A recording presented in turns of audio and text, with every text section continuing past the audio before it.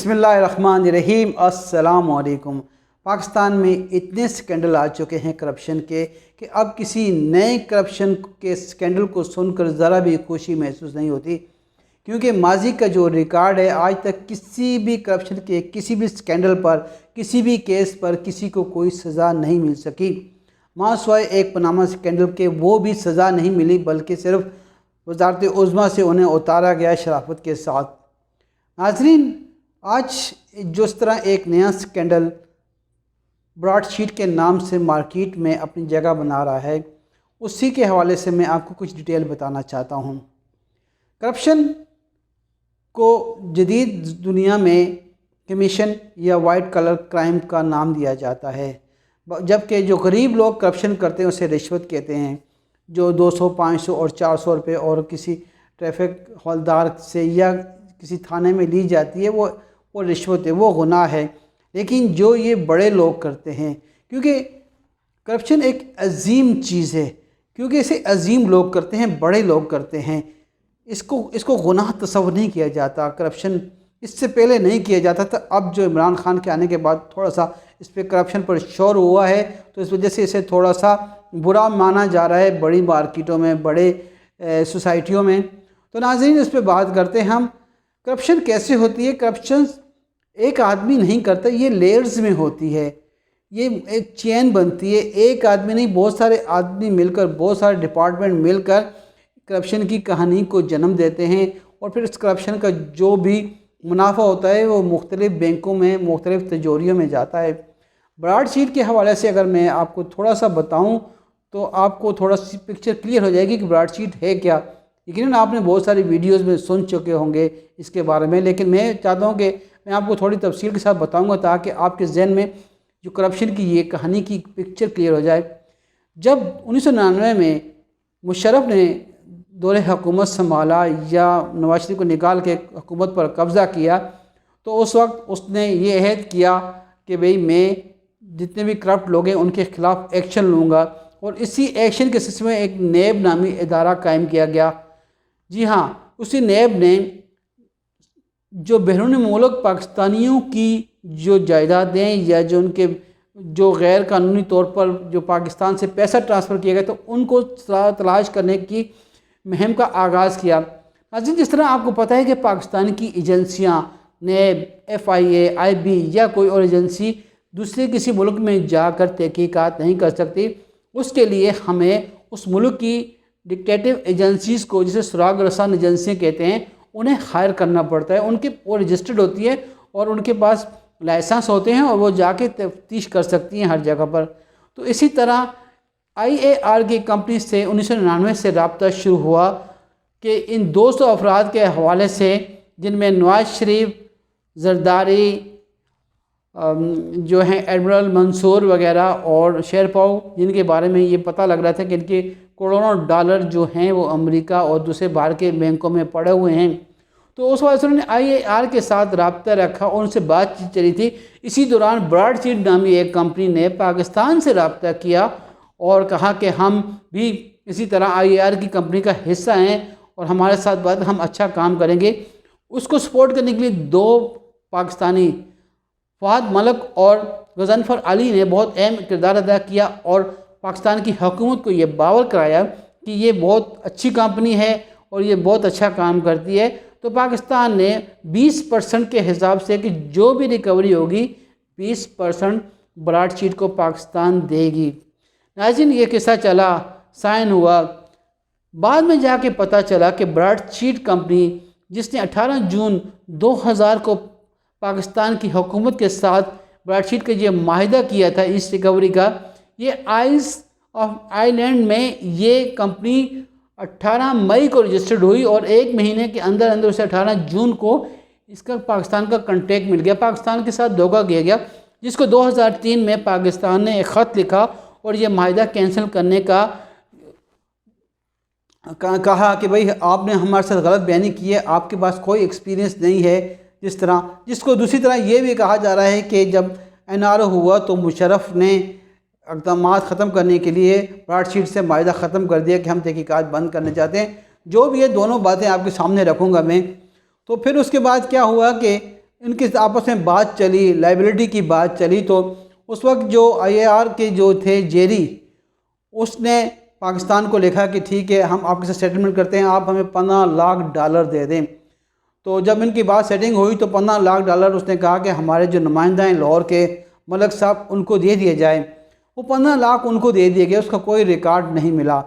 ناظرین، بعد میں جب براڈ شیٹ سے بات ہوئی تو براڈ شیٹ نے کہا کہ ہمارا تو کوئی معاہدہ نہیں ہو، ہم تو IAR کو جانتے نہیں ہیں، ہمارا اور آپ کا معاہدہ ہے۔ تو جس کے بعد دوبارہ یہ بات شروع ہوئی، اور ایسا کرتے کرتے جب ان کے آپس میں out of the court setting نہیں ہوئی تو پھر انہوں نے کورٹ میں جا کے اس کا کیس کر دیا۔ 2016 میں یہ کیس ہوا۔ 2018 میں جب PTI کی حکومت آئی تو کیس کا فیصلہ پاکستان کے خلاف آیا، اور پاکستان کو $29 ملین کا جرمانہ ہوا۔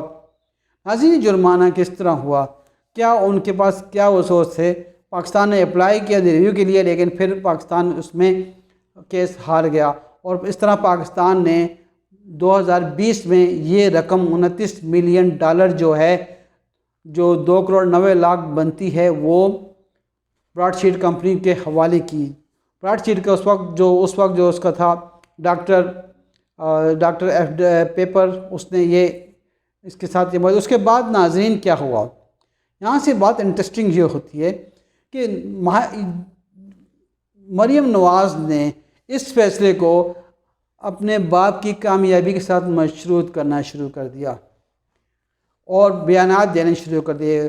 تو اسی کے سلسلے میں ماسوی صاحب ہیں جو براڈ شیٹ کے، انہوں نے چینلز پر آ کر بیان دینے شروع کر دیے اور کہا کہ نواز شریف کے ایک نمائندے نے انہیں رشوت دینے کی کوشش کی تھی یا پیشکش کی تھی۔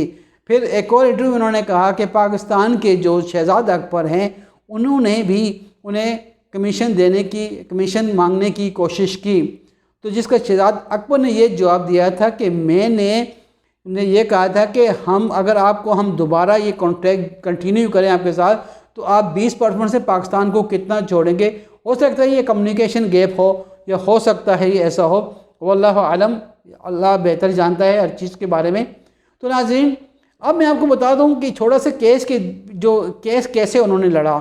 انہوں نے جو عدالت میں جو کیس فائل کیا، اس میں انہوں نے یہ کلیم کیا کہ جن کیسوں میں ریکوری ہوئی ہے ان کا پیسہ ہمیں دیا جائے، اور جن کیسوں میں ریکوری ہو سکتی تھی لیکن پاکستان نے ڈسکنٹینیو کر دیا ہے، اس کا بھی ہمیں پیسہ دیا جائے اور میں سود کے دیا جائے، جس پر کیس لڑا اور عدالت نے فیصلہ براڈ شیٹ کے حق میں دے دیا۔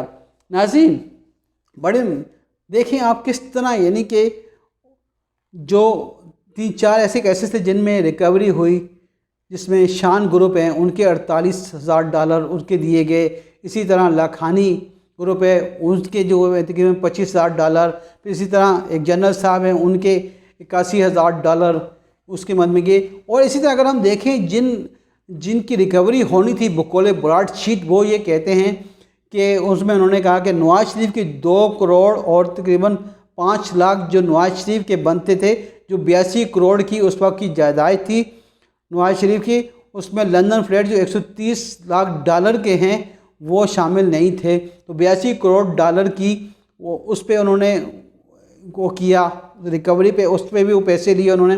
اس کے بعد شیر پاؤ کے جو تقریباً 2 لاکھ اور تقریباً $10,000 اس کے لیے۔ اسی طرح ایک اور ہیں فوزی گروپ، ان کے تقریباً 3 لاکھ سے اوپر ڈالر وہ بھی لیے عدالت نے، اور اس پہ جو سود لگا، ٹوٹل جو پیسے بنے تھے وہ تقریباً 2 کروڑ 51 لاکھ پہ تھے، اس پہ سود لگا کے 2 کروڑ 87 لاکھ اور 2 کروڑ 90 لاکھ کے قریب یہ حساب پہنچ گیا۔ تو ناظرین، یہ تھی کرپشن کی کہانی اور یہ تھا اس کا بیک گراؤنڈ۔ اب جب عمران خان کو ان حالات کا پتہ لگا تو اس نے جب یہ دیکھا مختلف بیانات آ رہے ہیں، ظاہر ہے اس میں پیپل پارٹی کا تو کوئی قصور نہیں تھا، نہ ہی کوئی ہاتھ تھا، تو عمران خان نے سیدھا سادہ کام کیا کہ ایک کمیشن بنانے کا فیصلہ کیا اور جسٹس عدمن سعید صاحب کو اس کا کمیشن کا انچارج لگا دیا، جسے اپنے نواز شریف نے ریجیکٹ کر دیا اور نون لیگ نے بھی کہ بھائی یہ 2003 میں پروسیکیوٹر جنرل تھے نیب کے، اس وجہ سے اس پہ نہیں ہیں، لیکن ان کے تمام اعتراضات کو مسترد کرتے ہوئے اور अज़म सईद साहब ने अपना कंटिन्यू रखा और अभी कुछ दिन पहले उन्होंने इसकी एक रिपोर्ट 100 सफ़हात की मरतब करके वज़ीर आज़म हाउस भेज दी है। कहा जाता है कि उसमें दो चंद बातें जो चीज़ा मैं आपको बयान करके वीडियो को क्लोज़ करूँगा कि तकरीबन उन्होंने कहा कि $15 लाख का कोई रिकॉर्ड नहीं मिला कि 15 लाख दिए, किसको दिए, किसने लिए और कहाँ गए।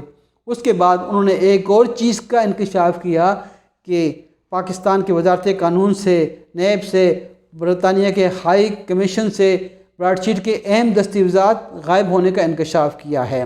कैसे गायब हुई इसका कोई रिकॉर्ड नहीं है।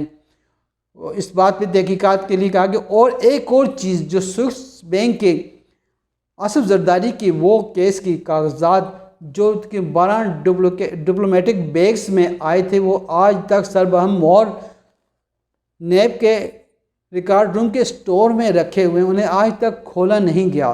कितनी अजीब बात है ये, इस मुल्क के हम बासी हैं। तो 12 डिप्लोमेटिक बैग्स जो हैं आज भी मोहर उसी तरह रखे हुए हैं। अज़म सईद साहब ने ये दरख्वास्त की है कि इन बैग्स को खोला जाए और उनका जायज़ा लिया जाए और उन्होंने उस 100 सफ़हात की रिपोर्ट में उस जगह की निशानदेही भी की और उन बैग्स की पिक्चर भी साथ में अटैच की हैं।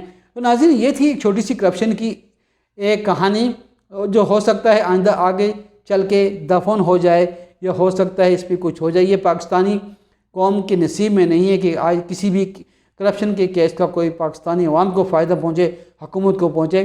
नाज़रीन, आपसे दरख्वास्त है कि आपको अगर वीडियो अच्छी लगे तो आप प्लीज़ मेरे चैनल को सब्सक्राइब कर दिएगा। अल्लाह हाफ़िज़, अस्सलाम वालेकुम।